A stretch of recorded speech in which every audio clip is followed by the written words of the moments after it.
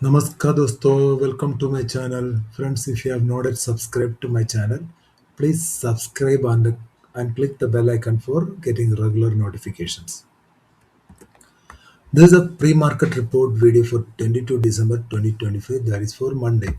In this video, we are going to cover F analysis, post-market analysis, chart review, top gainer losses, technical view and outlook, and pre-market review and levels for Monday. So, needless to say, we are going to cover everything, including the global and local cues in this video. Let us start our review from the last trading day, which is on 19 December, last Friday. So, let us try to understand what happened in our market. If you look at Nifty, Sensex, Nifty Bank, Midcap, everywhere you can see greenery. And we were knowing this a day before. Those who watched my pre-market video for Friday, they were all knowing that market is going to give a bounce because of the bullish F N O positions. चलिए हम लोग chart के ऊपर जाके हमारा discussion को आगे बढ़ाते हैं. दोस्तों ये निफ्टी का 45 मिनट्स टाइम फ्रेम में अभी यूज कर रहा हूँ. तो ये आप लोगों को आज कुछ दिखाने वाला है.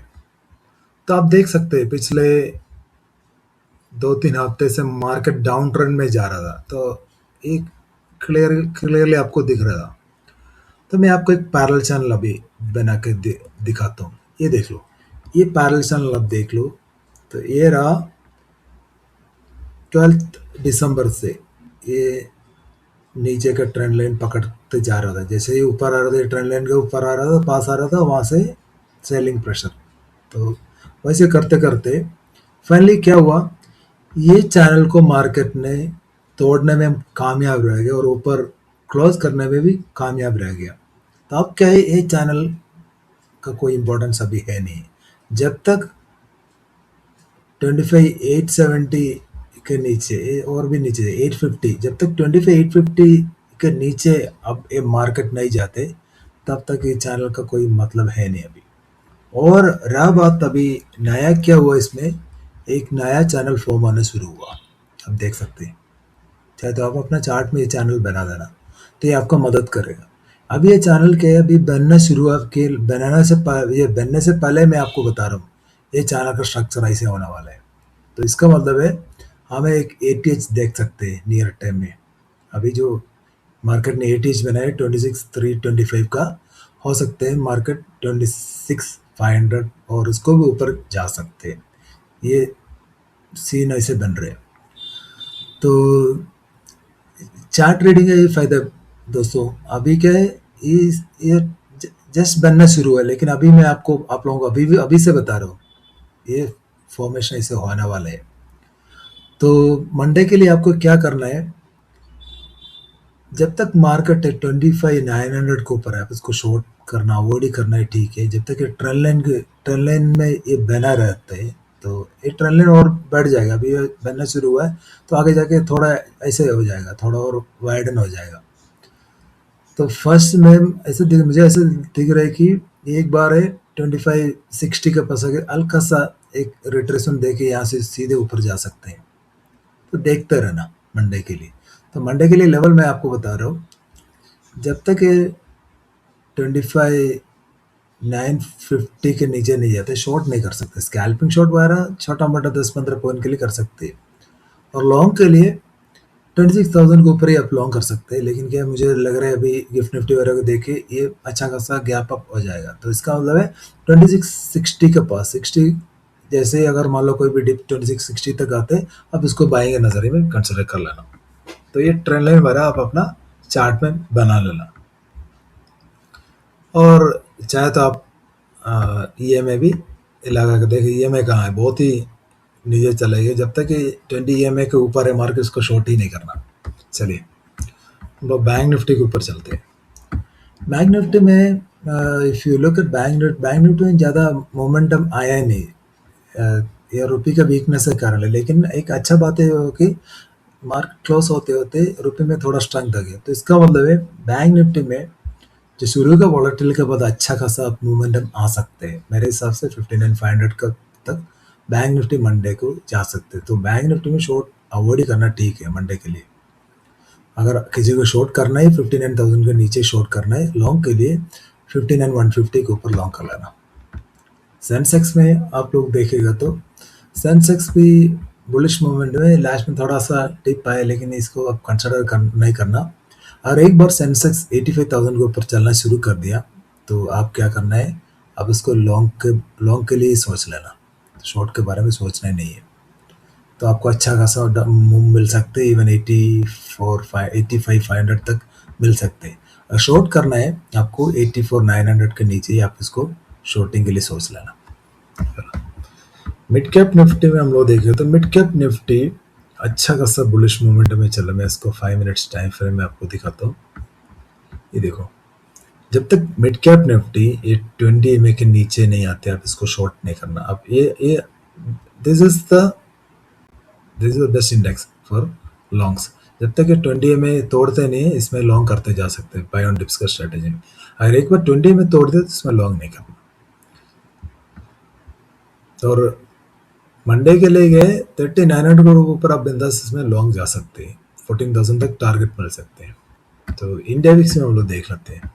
तो सबसे मजाक चल रहा है इंडिया विक्स में। तो मान लो कोई भी जो स्ट्रॉन्ग इकोनॉमी है उसका इंडिया विक्स इतना गिरना नहीं चाहिए।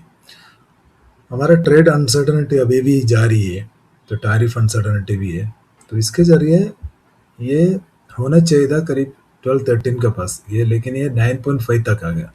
हो सकते हैं मंडे को थोड़ा सा अप मूव जाके फिर से एक डिप ले सकते हैं अगर एक बार, लेकिन ये बाउंस इसमें ड्यू है।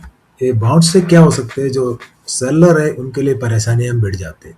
मान लो गलती से किसी ने कॉल सेल करके रखा है और मार्केट ऊपर जा रहा है और इंडिया विक्स ऊपर जा रहे हैं, तब क्या हो जाएगा, कॉल का प्रीमियम गामा ब्लास्ट के कारण और ऊपर बढ़ जाएगा। तो जितना भी कॉल रेट कर करके वो लोग सब फंस जाएगा। तो देखते रहना। और यूएसडी INR में हम लोग देखेगा तो कुछ अच्छा खबर है। तो रुपये हमारा करीब 70 पैसा का गेन किया, ये जो रिसेंट टाइम से सबसे अच्छा क्लोजिंग किया। ये 90 के नीचे क्लोजिंग है, 8965.7 पे क्लोज किया, ये अच्छा खासा क्लोजिंग है। चलिए हम लोग अपना शीट पे वापस चलते हैं। तो यूएसडी INR के बारे में हमने डिस्कशन किया। तो क्रूड में क्या है, मैंने आप लोगों को बोला क्रूड क्योंकि आप मूव और डाउन मूव आ गया था साइडवेज हो वैसे ही हुआ साइडवेज से। अभी क्या है, क्रूड में बाय ऑन डिप्स का स्ट्रैटेजी अपना लेना, क्योंकि मिडिल ईस्ट में आईसिस वायरा का जो टारगेट्स में यूएस बॉम्बिंग जारी किया, और वेनेजुएला का भी कुछ अनसर्टनिटी है, यूएस और वेनेजुएला का भी कुछ चक्कर चल रहे, इसलिए क्रूड में क्या बाय ऑन डिप्स का स्ट्रैटेजी अपना लेना। गोल्ड में क्या, गोल्ड में बहुत अप मूवमेंट आ चुके हैं, मेरे हिसाब से अवॉइड करना ठीक है। सिल्वर में पता नहीं कौन सी भूत आ गए, सिल्वर नीचे आने के लिए तैयार ही नहीं है, सिल्वर ऊपर ऊपर ऊपर जा रहे हैं। तो जान दो उसको, अभी क्या लॉन्ग करने का टाइम नहीं, शॉर्ट भी नहीं कर सकते जब तक 2,05,000 के ऊपर इसको शॉर्ट नहीं कर सकते। अगर एक बार 2,05,000 के नीचे आ गए तो हल्का शॉर्टिंग कर सकते इसमें। और रहा बात इम्पोर्टेंट डाटा का, तो यूएस में कोर पीसी वगैरह आना था फ्राइडे के, लेकिन वो पोस्टपोन हुआ मंडे के लिए। वाया एग्जिस्टिंग होम सेल्स का एक्सपेक्टेशन से नीचे आया। तो एक्सपेक्टेशन था 4.15 मिलियन, लेकिन आया 4.13, लेकिन 4.11 पिछला जो मंथ है उससे अच्छा आया, लेकिन मार्केट उसके ऊपर ज़्यादा रिएक्शन है यूएस मार्केट। और हमारा फॉरेक्स रिजर्व भी अच्छा है, एक्सपेक्टेशन के मुताबिक आया। और मंडे के लिए क्या डाटा है, यूएस का कोर पीसी डाटा है। तो core PC data this will ensure that जो भी इन्फ्लेशन आया वो सही है। अगर मान लो कोर पीसी अगर उससे डिफर करते तो कुछ गड़बड़ है। तो आजकल क्या है, जब ट्रंप आने के बाद यूएस में भी बहुत सारा डाटा मैनिपुलेशन चालू कर दिया। ट्रंप क्या चाहते हैं, पूरा रेड कट करना चाहते हैं, इसलिए कि इन्फ्लेशन को नीचे आना चाहिए। तो अपना लोगों को बता दिया कि डाटा को इकोनॉमी के हिसाब से मैनिपुलेट करके मार्केट के फेवर में कर दो। तो वही चल रहा है मुझे लग रहा है। और ट्यूसडे में सब महत्वपूर्ण डाटा दो है, और यूएस के जीडीपी डाटा आने वाला है और कंज्यूमर कॉन्फिडेंस डाटा है। तो ट्यूसडे में क्या है, अगर मान लो जो जीडीपी डाटा में कुछ खराब आ गया तो एक गिरावट हम लोगों को देखने को मिल सकती है। तो मंडे और ट्यूसडे के लिए हमारे लिए कोई न्यूज़ और डाटा है नहीं है, तो मार्केट के ग्लोबल मार्केट के हिसाब से बुलिश मोमेंटम में चलने के चांसेस ज़्यादा दिख रहे हैं मुझे. Finally, we are into the FNO data for 22 December. Those who are new to my channel, I'll explain you how to read this data. Thursday means last to last trading day. Friday means last trading day. Total means what positions carried by the market participants, retailers, DIA, FA, and pros for Monday. And we will start from index futures. Index future में हम लोग देखेगा तो retailer ने कुछ 8700 contracts cell कर दिया. उसके चलते उसका नेट लॉन्ग घटते हुए 96,000 पहुंच गया. टीए का ज़्यादा कारोबार नहीं. F A and pros both are net longs. I would say this data is mixed to bullish. Index call में हम लोग देखा तो यहाँ पे भी अच्छा खबर. रिटेलर ने 1.63 लाख इंडेक्स कॉल भेज दिया, तो उसके चलते वो नेट लॉन्ग से नेट शॉर्ट में आ गया. रहा बात एफ ए एंड प्रोस, दोनों अच्छा खासा बाई करते जा रहे. प्रोस ने 1.05 लाख का लॉन्ग ऐड कर दिया. तो this data is ultra bullish. I am saying mixed bullish, but this is ultra bullish data. Index put में भी रिटेलर ने कुछ लॉन्ग ऐड कर दिया 44,000 का. उसके चलते हुए उसका नेट शॉर्ट घटते हुए पहुंच गया 3.71 लैक्स. और डीए का ज़्यादा कारोबार नहीं है. और एफ ए 48,000 सेल कर दिया. उसका नेट लॉन्ग घटते हुए पहुंच गया 2.23 लैक्स. तो उसका ज़्यादा कारोबार कुछ है नहीं है, न्यूट्रल है. सो this data is also mixed bullish. So in the index future, index call index, all this data is bullish data. Stock future में भी अच्छा खबर. एफ ए ने 68,000 ये बड़ा क्वांटिटी में इंडेक्स फ्यूचर्स ऐड कर दिया. उसके चलते हुए इसका नेट लॉन्ग पहुंच गया 14.16 लैक्स. पर उसका हल्का सा सेलिंग है, लेकिन अभी उसका 5 लैक्स लॉन्ग में. सो this data is also bullish.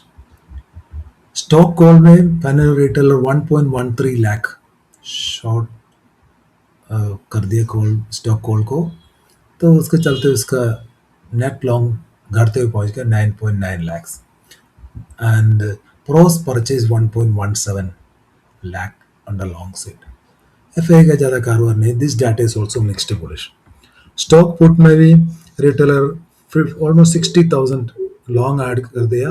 उसके चलते उसका नेट शॉर्ट घटते हुए पहुंच गया 2.71 लैक्स. रहा बात F A and pros both are stock put writers. So this data is also ultra bullish data. So overall, if you look here, retailers are ultra bearish in stock options and index options, and F and pros both are mixed to bullish in index and stock options. तो FNO data is fully bullish. Cash market में हम लोग देखेगा तो both D and F A both are net buyers. दोनों मिला के 7,500 करोड़ का बाइंग है. उतना सेलिंग मुझे लग रहा है रिटेलर और प्रोस ने किया होगा.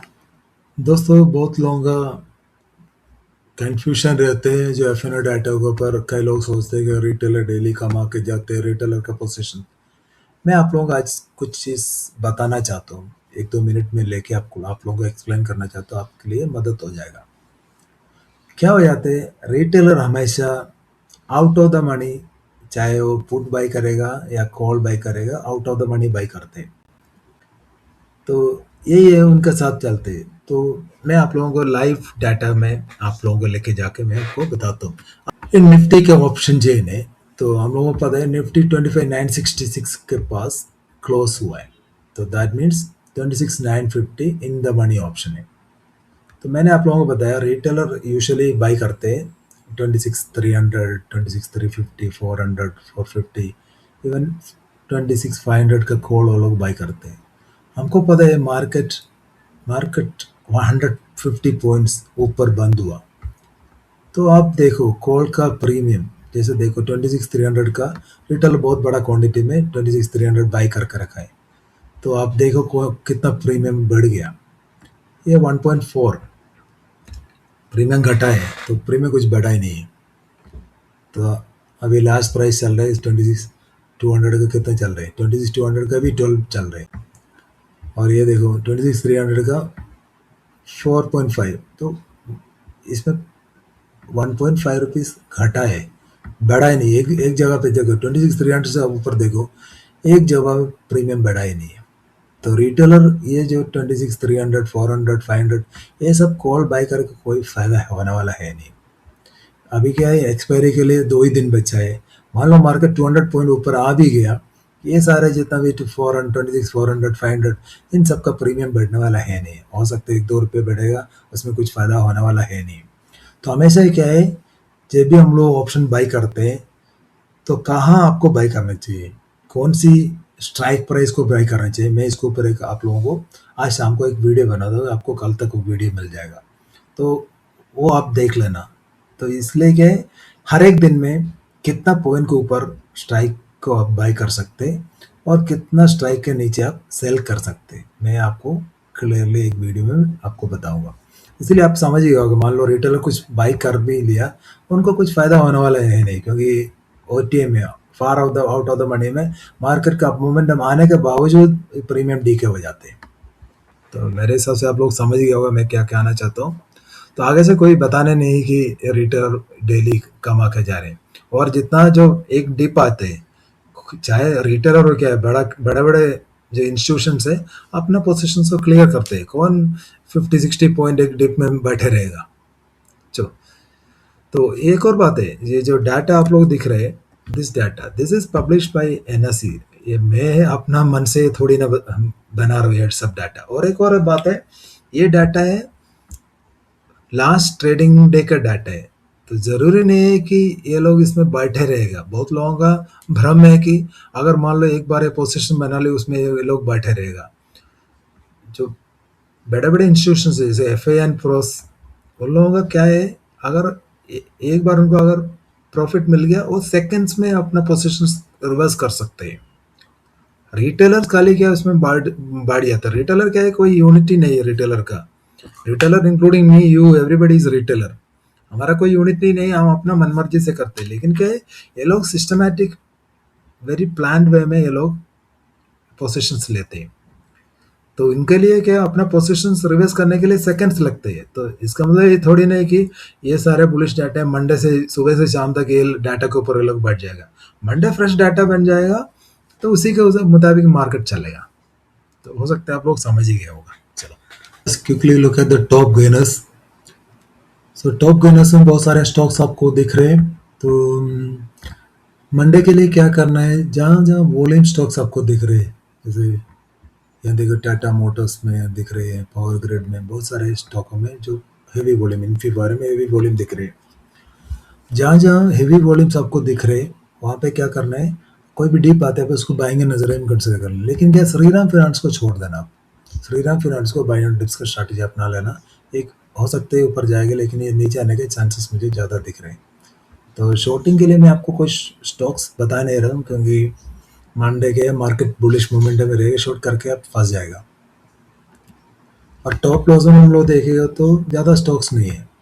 और एक्सेल टेक में क्या करना है, अगर एक्सेल टेक में और भी कोई डीप आते हैं आप उसको बाएंगे नजर में कंसिडर कर लेना। हमारा रुपये में स्ट्रेंथ आ गया तो ये इसके चलते हुए क्या हो सकता है, जितना बैंकिंग सेक्टर और मेटल सेक्टर में बुलिशनेस आ सकते हैं, इन सेक्टरों में आप चाहे तो बाय ऑन डिप्स का स्ट्रैटेजी अपना लेना। और सन फार्मा में भी कोई भी डिप आते हैं आप उसको बाइंग नजर में कंसिडर कर लेना। तो मंडे के लिए मैं आपको कोई शॉर्टिंग के लिए कोई भी स्टॉक नहीं दे रहा हूँ, चाहे तो आप लॉन्ग के लिए सोच लेना। Technical view and outlook for Monday. तो Nifty if it is going below 25,980 और 20 EMA के नीचे जब तक नहीं जाते आप इसको शॉर्ट नहीं कर सकते। मेरे हिसाब से ज़्यादा शॉर्टिंग है, मैं नीचे का लेवल ज़्यादा दिख नहीं रहे मुझे मंडे के लिए। फिर भी मैं बताता हूँ, अगर ये 25,980 के नीचे चलना शुरू किया तो 25,900 तक आप मिल सकते हैं, देख कर खेलना। लॉन्ग्स के लिए 26,000 के ऊपर लॉन्ग ही कंसिडर करना बाय ऑन डिप्स का स्ट्रैटेजी में। आपको 26,170 तक, इवन 26,200 तक भी टारगेट आ सकते हैं मंडे को। सो view is shorts below 26,000 only, moment is bullish, weakness below 50 EMA only. Usually I told 20 EMA, but I'm telling अगर 50 EMA के नीचे अगर निफ्टी चलना शुरू किया तब जाके शॉर्टिंग के लिए सोचना। पीसीआर अच्छा खासा दिख रहा है, ये अप मोमेंटम इंडिकेट कर रहे हैं। बैंक निफ्टी में 57,000 जब तक होल्ड है इसमें शॉर्ट नहीं कर सकता है, उसके नीचे अगर शॉर्ट कर सकते हैं, लेकिन मेरे हिसाब से वनडे अवॉइड करना ही ठीक है। लॉन्ग्स के लिए 59,150 के ऊपर ही आप लॉन्ग के लिए सोच लेना, आपको 15,500 तक टारगेट मिल सकते हैं। बैंक निफ्टी में क्या है, हमारा रुपए में थोड़ा स्ट्रेंथ है, इसलिए बैंक निफ्टी के लिए पॉजिटिव हो सकते हैं। पीसीआर अच्छा दिख रहा है। सेंसेक्स में 84,900 के नीचे शॉर्ट सोचना, आपको 84,600 टारगेट मिल सकते हैं। जब तक 84,800 इसमें ज़्यादा डाउन साइड टारगेट भी मुझे नहीं दिख रहे। लॉन्ग्स के लिए 85,000 के ऊपर ही लॉन्ग सोच लेना, इवन 85,500 तक टारगेट मिल सकते हैं। तो जब तक सेंसेक्स 84,800 के ऊपर है, ये बुलिश नज़रिए से देखना। पीसीआर अभी अच्छा दिख रहा है। मिड कैप में 13,850 के नीचे आप शॉर्ट के लिए सोच लेना, तो आपको 13,750 तक टारगेट मिल सकते हैं। लॉन्ग के लिए 13,900 के ऊपर ये लॉन्ग सोच लेना, आपको 14,000 तक टारगेट मिल सकते हैं। पीसीआर इसका भी अच्छा दिख रहा है। The tone likely to remain bullish and non-negative news for Indian market other than the trade deal uncertainty, which market already factored. तो व्यू है रुपये में थोड़ा स्ट्रेंथ आया, तो this is positive for banking and metal sectors. एक और बात है, कल क्या हुआ था यूएस मार्केट में, इन्फी के एडीआर अचानक 40% तक ऊपर चला गया। ये कोई टेक्निकल ग्लिच है, पता नहीं कैसे हुआ। बहुत सारे एक्सप्लेनेशन है, कोई लोग बोल रहे शॉर्ट बहुत बड़ा शॉर्टिंग करके रखा था, वो शॉर्ट कवर है, लेकिन क्या एक ही दिन में 40% तो ऊपर जा ही नहीं सकते, हम सबको पता ही है। तो जो हुआ सो हुआ, लेकिन क्या है इन्फी का अभी भी एडीआर पॉजिटिव है, तो इन्फी में बाय ऑन डिप्स सोच सकते हैं, लेकिन दुनिया भर के लोग इसमें बाय ऑन डिप्स सोचेगा तो हो सकता है ऑपरेटर्स को साइडवेज कर देगा एक बार ऊपर लाने के बाद। लेकिन this is positive for the entire IT sector for Monday. Strategies go with the market trend, buy on dip strategy and avoid shorts after initial। एक बार इनिशियल वॉलेटिलिटी के बाद, इनिशियल 15 20 और 30 मिनट्स के बाद आप इसको शॉर्ट करना है, अवॉइड ही करना, ठीक है। बाय ऑन डिप्स का स्ट्रैटेजी अपना लेना। Finally let us take a quick look at the global markets. अगर ग्लोबल मार्केट में देखेगा तो यूएस मार्केट अच्छा खासा पॉजिटिव में बंद हुआ, तो gift Nifty is also indicating है गैप अप ऑफ 130 पॉइंट्स। मान लो मंडे अगर यूएस फ्यूचर्स और पॉजिटिव है तो ये 150 तक आ जाएगा। तो that's all in this video, guys. If you like this video, please subscribe to my channel, and I would also appreciate all your comments. Thank you.